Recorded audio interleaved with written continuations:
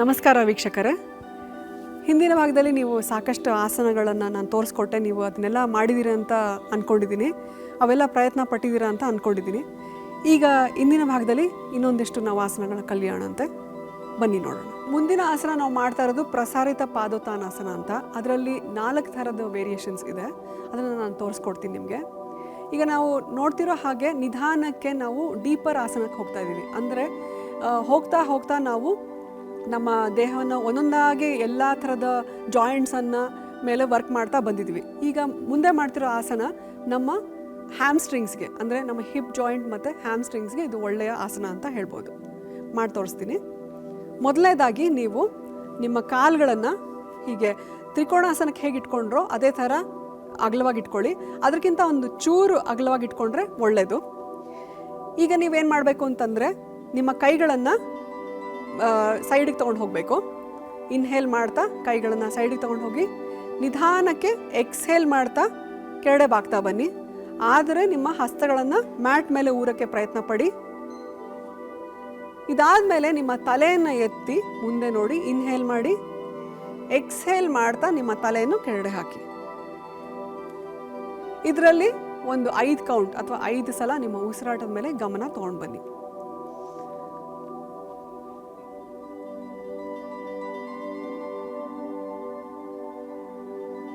ಇದಾದಮೇಲೆ ನಿಧಾನಕ್ಕೆ ಇನ್ಹೇಲ್ ಮಾಡ್ತಾ ಮುಂದೆ ನೋಡಿ, ಅಲ್ಲಿ ಎಕ್ಸ್ಹೇಲ್ ಮಾಡಿ, ಇನ್ಹೇಲ್ ಮಾಡ್ತಾ ಮೇಲಕ್ಕೆ ಬನ್ನಿ, ಎಕ್ಸ್ಹೇಲ್. ಈಗ ನೀವು ಸಮಸ್ಥಿತಿಗೆ ಬರೋ ಅವಶ್ಯಕತೆ ಇಲ್ಲ, ಇಲ್ಲೇ B, C and D ಮಾಡಿ ತೋರಿಸ್ತೀವಿ. ನೀವು ಇವಾಗ ನಿಮ್ಮ ಕೈಗಳನ್ನು ಮತ್ತೆ ಸೈಡಿಗೆ ತೊಗೊಂಡು ಹೋಗಿ ಇನ್ಹೇಲ್ ಮಾಡಿ. ಈಗ ಎಕ್ಸ್ಹೇಲ್ ಮಾಡ್ತಾ ಸೊಂಟದ ಮೇಲೆ ಕೈಗಳನ್ನ ತೊಗೊಂಡು ಹೋಗಿ. ಇಲ್ಲಿ ಮತ್ತೆ ಇನ್ಹೇಲ್ ಮಾಡಿ, ನಿಮ್ಮ ಎದೆ ಭಾಗವನ್ನು ಸ್ವಲ್ಪ ಸ್ಟ್ರೆಚ್ ಮಾಡ್ತಾ ಬನ್ನಿ. ಎಕ್ಸ್ಹೇಲ್ ಮಾಡ್ತಾ ಮುಂದೆ ಬಾಗಿ. ಮತ್ತೆ ನಿಮ್ಮ ಗಮನ ಉಸಿರಾಟದ ಮೇಲೆ ಇರಲಿ. ಇಲ್ಲಿ 5 ಸಲ ಉಸಿರನ್ನು ತಗೊಳ್ಳೋದು ಬಿಡೋದು ಮಾಡಿ. ನಾವು ಮುಂಚೆನೇ ಹೇಳಿರೋ ಹಾಗೆ ಇದು ಹ್ಯಾಮ್ಸ್ಟ್ರಿಂಗ್ಸ್ಗೆ ಒಳ್ಳೆಯ ಎಕ್ಸಸೈಸ್ ಮತ್ತು ತೊಡೆಗಳಿಗೆ ಕೂಡ.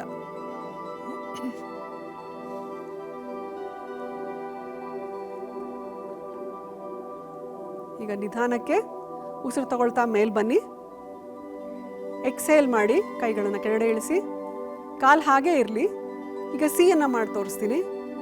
ಮತ್ತೆ ಕೈಗಳನ್ನು ಸೈಡಿಗೆ ತಗೊಂಡು ಹೋಗಿ ಇನ್ಹೇಲ್ ಮಾಡಿ, ಹಾಗೆ ನಿಧಾನಕ್ಕೆ ನಿಮ್ಮ ಕೈಗಳನ್ನು ಹಿಂದೆ ತಗೊಂಡು ಹೋಗಿ ಇಂಟರ್ಲಾಕ್ ಯುವರ್ ಫಿಂಗರ್ಸ್, ಅಂದರೆ ನಿಮ್ಮ ಕೈಗಳನ್ನು ಹೀಗೆ ಬೆರಳುಗಳನ್ನ ಹೀಗೆ ಲಾಕ್ ಮಾಡಿ. ಮತ್ತು ನಿಧಾನಕ್ಕೆ ಇನ್ಹೇಲ್ ಮಾಡಿ, ಎಕ್ಸ್ಹೇಲ್ ಮಾಡ್ತಾ ಮುಂದೆ ಬಾಗ್ತಾ ಬನ್ನಿ.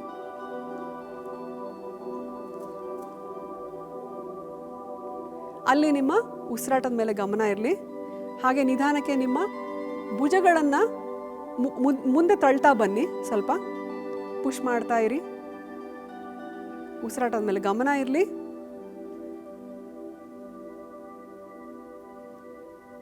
ಹಾಗೆ ನಿಧಾನಕ್ಕೆ ಇನ್ಹೇಲ್ ಮಾಡ್ತಾ ಮೇಲ್ ಬನ್ನಿ. ಉಸಿರು ಬಿಡ್ತಾ ಕೈಗಳನ್ನ ಕೆಳಗಡೆ ಇಳಿಸಿ. ಕಡೆಯದಾಗಿ ಡಿ ಅಂತ ಪ್ರಸಾರಿತ ಪಾದೋತ್ಥಾನಾಸನ ಡಿ ಮಾಡೋಣ.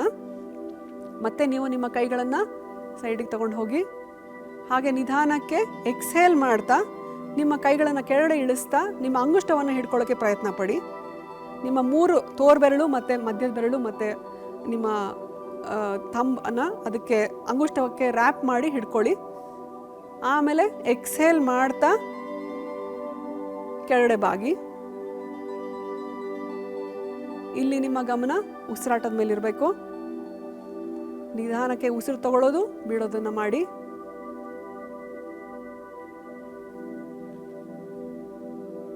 Inhale, lift your head up. Exhale ಮಾಡಿ, ಇನ್ಹೇಲ್ ಮಾಡ್ತಾ ನಿಧಾನಕ್ಕೆ ಮೇಲ್ ಬನ್ನಿ, ಮತ್ತೆ ಸಮಸ್ಥಿತಿಗೆ ಬನ್ನಿ.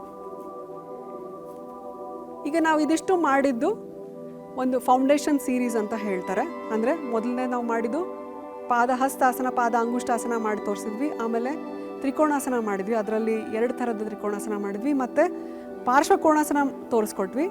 ಇದು ಕಡೆಯದಾಗಿ ಪ್ರಸಾರಿತ ಪಾದೋತ್ಥಾನಾಸನ ಮಾಡಿದ್ವಿ.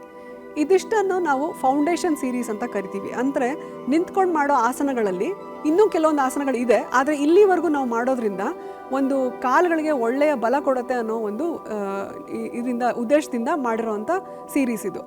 ನಿಮಗೆ ನಿಗದಿತ ಸಮಯ ಇದ್ದರೆ, ಒಂದು 20 ನಿಮಿಷ 30 ನಿಮಿಷ ಇದ್ದರೆ ಇದಿಷ್ಟು ನೀವು ಮಾಡಿ ಮುಗಿಸ್ಬೋದು ಪ್ರಾಕ್ಟೀಸ್. ಅಂದರೆ ದಿನದಲ್ಲಿ ಒಂದು 30 ಮಿನಿಟ್ಸ್ ನಿಮಗೆ ಟೈಮ್ ಇದ್ದರೆ ನೀವು ಸೂರ್ಯ ನಮಸ್ಕಾರದಿಂದ ಶುರು ಮಾಡಿ ಪ್ರಸಾರಿತ ಪಾದತಾನಾಸನ ತನಕ ಮಾಡಿಬಿಟ್ಟು ನಿಮ್ಮ ಪ್ರಾಕ್ಟೀಸನ್ನು ಮುಗಿಸ್ಬೋದು. ಇದರಿಂದ ಬಹಳಷ್ಟು ಬೆನಿಫಿಟ್ಸ್ ಇದೆ. ನಾವು ಮುಂದೆ ತೋರಿಸ್ತಾ ಇರೋಂಥ ಆಸನ ಪಾರ್ಶ್ವೋತ್ಥಾನಾಸನ ಅಂತ. ಸಮಸ್ಥಿತಿಗೆ ಬರಬೇಕು, ಮತ್ತು ಮ್ಯಾಟಿನ ಮುಂಭಾಗಕ್ಕೆ ನಿಧಾನವಾಗಿ ನಿಂತ್ಕೊಂಡು ನಿಮ್ಮ ಕಾಲುಗಳನ್ನು ಜೋಡಿಸಿ, ಹಾಗೆ ಈಗ ನಿಮ್ಮ ಕೈಗಳನ್ನು ಹಿಂದ್ಗಡೆ ತಗೊಂಡೋಗಿ ನಮಸ್ಕಾರದಲ್ಲಿ ಅದನ್ನು ತಗೊಳ್ಬೇಕು. ಇದು ನಿಮಗೆ ಮಾಡೋಕ್ಕಾಗದೇ ಇದ್ದರೆ ನಿಮ್ಮ ಕೈಗಳನ್ನು ಹೀಗೆ ಇಂಟರ್ಲಾಕ್ ಮಾಡಿ, ಹಿಂದೆ ಇಂಟರ್ಲಾಕ್ ಮಾಡಿ ಹಿಡ್ಕೊಳ್ಬೋದು. ಇಲ್ಲ ಅಂತಂದರೆ ನಿಮ್ಗಾದರೆ ಹಿಂದೆ ತೊಗೊಂಡು ಹೋಗಿ ನಮಸ್ಕಾರದಲ್ಲಿ ಇಟ್ಕೊಳ್ಳೋಕ್ಕೆ ಪ್ರಯತ್ನ ಪಡಬೇಕು. ಈಗ ನೀವು ನೋಡಿರೋ ಹಾಗೆ ಕ್ರಮೇಣ ನಾವು ಸ್ಟ್ರೆಚಸ್ಸನ್ನು ಇನ್ಕ್ರೀಸ್ ಮಾಡ್ತಾ ಬರ್ತಾ ಇದ್ದೀವಿ. ಅಂದರೆ ಡೀಪರ್ ಸ್ಟ್ರೆಚಸ್ ಆಗ್ತಾ ಇದೆ. ಪ್ರಸಾರಿತ ತನಕ ನೀವು ಸ್ಟ್ರೆಚಸ್ ಹ್ಯಾಮ್ಸ್ಟ್ರಿಂಗ್ ಕೊಡ್ತಾ ಇದ್ರಿ, ಈಗ ನಿಮ್ಮ ಕೈಗಳಿಗೆ ಒಳ್ಳೆಯ ಸ್ಟ್ರೆಚಸ್ ಕೊಡ್ತಾ ಬರ್ತಾ ಇದ್ದೀರ. ನಿಧಾನಕ್ಕೆ ನಿಮ್ಮ ಬಲಗಾಲನ್ನು ಈಚೆ ತಗೊಳ್ಳಿ, ಕಾಲುಗಳ ಮಧ್ಯೆ ಸ್ವಲ್ಪ ಸ್ಪೇಸ್ ಇರಲಿ, 2 ಫೀಟ್ ವೈಡ್ ಕಾಲುಗಳನ್ನ ಇಟ್ಕೊಳ್ಳಿ. ಈಗ ನಿಧಾನಕ್ಕೆ ನಿಮ್ಮ ಬಲಗಾಲನ್ನು ತಿರುಗಿಸಿ, ಹಾಗೆ ನಿಧಾನಕ್ಕೆ ನಿಮ್ಮ ಮೇಲ್ಮೈ ಅಂದರೆ ಎದೆ ಭಾಗವನ್ನು ನಿಮ್ಮ ಕಾಲಿನ ಸೈಡಿಗೆ ತಗೊಳ್ಳಿ. ಹಾಗೆ ಉಸಿರು ಬಿಡುತ್ತಾ ನಿಮ್ಮ ತಲೆಯನ್ನು ಮಂಡಿ ಕಡೆ ತಗೊಂಡು ಹೋಗಿ. ಆದರೆ ನೀವು ನಿಮ್ಮ ತಲೆಯನ್ನು ನಿಮ್ಮ ಮಂಡಿಗೆ ತಾಗ್ಸೋಕ್ಕೆ ಪ್ರಯತ್ನ ಪಡಿ. ಇಲ್ಲ ಅಂತಂದರೆ ಮುಂದೆ ಭಾಗಕ್ಕೆ ಪ್ರಯತ್ನ ಪಡಿ, ಮತ್ತು ಕಾಲುಗಳನ್ನು ನೇರವಾಗಿ ಇಟ್ಕೊಳ್ಳೋಕ್ಕೆ ಟ್ರೈ ಮಾಡಿ. ಅಂದರೆ ಮಂಡಿನ ಮಡಚೋದು ಬೇಡ. ಇಲ್ಲಿ ಒಂದು 5 ಉಸಿರು ತಗೊಳ್ಳಿ. ಉಸಿರು ತಗೊಳ್ಳೋದು ಬಿಡೋದು ಮಾಡಿ. ಇದಾದಮೇಲೆ ನಿಧಾನಕ್ಕೆ ಇನ್ಹೇಲ್ ಮಾಡ್ತಾ ಮೇಲ್ ಬನ್ನಿ, ಎಕ್ಸ್ಹೇಲ್ ಮಾಡ್ತಾ ಎಡಗಾಲಲ್ಲಿ ಇದು ಮತ್ತೆ ಪ್ರಯತ್ನ ಮಾಡೋಣ. ಎಡಗಾಲನ ತಿರುಗಿಸ್ಕೊಳ್ಳಿ, ಮತ್ತು ಬಲಗಾಲ ಒಂಚೂರು ಒಳಗಡೆ ತಗೊಳ್ಳಿ. ಈಗ ಇನ್ಹೇಲ್ ಮಾಡಿ ಎಕ್ಸ್ಹೇಲ್ ಮಾಡ್ತಾ ಮತ್ತೆ ನಿಧಾನಕ್ಕೆ ನಿಮ್ಮ ತಲೆಯನ್ನು ಮಂಡಿಗೆ ತಗೊಂಡು ಹೋಗಿ.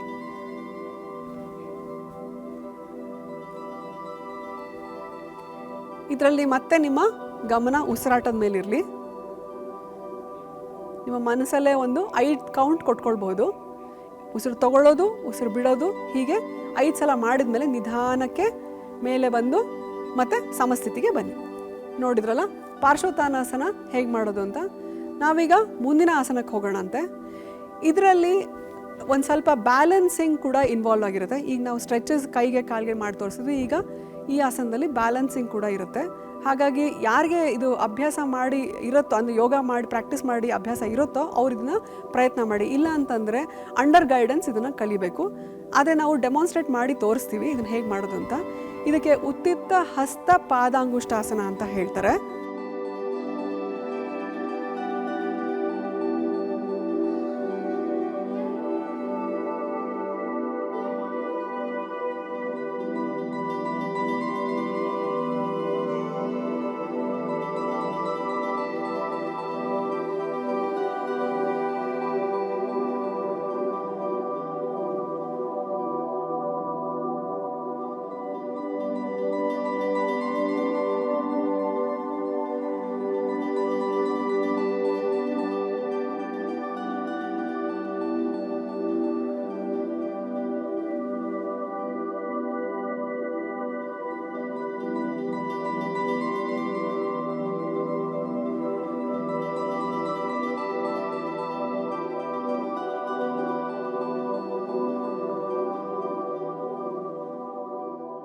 ಇದು ಉತ್ತಿತ್ತ ಹಸ್ತ ಪಾದಂಗುಷ್ಟಾಸನ ನಾವು ಮಾಡಿದ್ದು. ಇದು ಸ್ವಲ್ಪ ಗೋಡೆ ಸಪೋರ್ಟ್ ತೊಗೊಂಡು ಮಾಡಬಹುದು ನೀವು. ಆವಾಗ ನೀವು ಒಂದು ಕೈನ ಗೋಡೆ ಮೇಲಿಟ್ಟು ಒಂದು ಕಾಲನ್ನು ಸುಮ್ಮನೆ ಎತ್ತಿ ಬ್ಯಾಲೆನ್ಸ್ ಮಾಡೋದಕ್ಕೆ ಪ್ರಯತ್ನ ಪಡ್ಬೋದು. ಇಲ್ಲಾಂತಂದರೆ ಇದನ್ನು ಬಹಳ ಅಭ್ಯಾಸ ಮಾಡಿದ ಮೇಲೆ ನೀವು ಈ ಥರ ಲಿಫ್ಟ್ ಮಾಡಿ ರೈಟಿಗೆ ತೊಗೊಂಡು ಹೋಗೋದು, ಈ ಥರದನ್ನು ಮಾಡ್ಬೋದು. ಈಗ ಮುಂದಿನ ಆಸನ ಏನು ಅಂತಂದರೆ ಅರ್ಧಬದ್ಧ ಪದ್ಮೋತ್ಥಾನಾಸನ ಅಂತ. ಅದು ಕೂಡ ಒಂದು ಬ್ಯಾಲೆನ್ಸಿಂಗ್ ಪೋಸು. ನಾನು ಮಾಡಿ ತೋರಿಸ್ತೀನಿ, ನೋಡ್ಕೊಳ್ಳಿ.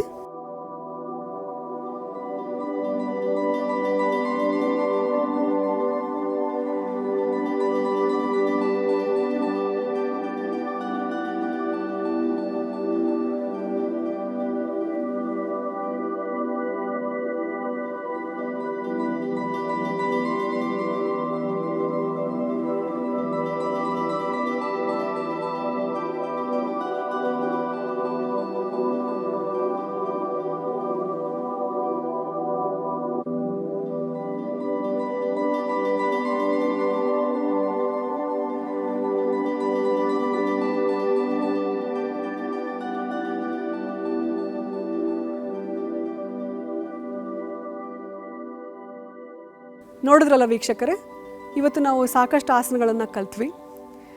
ಇದನ್ನು ನೀವು ನಿಮ್ಮ ಮನೆಯಲ್ಲಿ ಖಂಡಿತವಾಗ್ಲೂ ಅಭ್ಯಾಸ ಮಾಡಬೇಕು. ಇದರಿಂದ ಸಾಕಷ್ಟು ನಿಮಗೆ ಉಪಯೋಗಗಳಿರುತ್ತೆ. ಹಾಗೆ ಮುಂದಿನ ಭಾಗದಲ್ಲಿ ನಾವು ಇನ್ನೊಂದಿಷ್ಟು ಆಸನಗಳನ್ನು ಕಲಿಯೋಣ ಅಂತೆ. ಧನ್ಯವಾದಗಳು.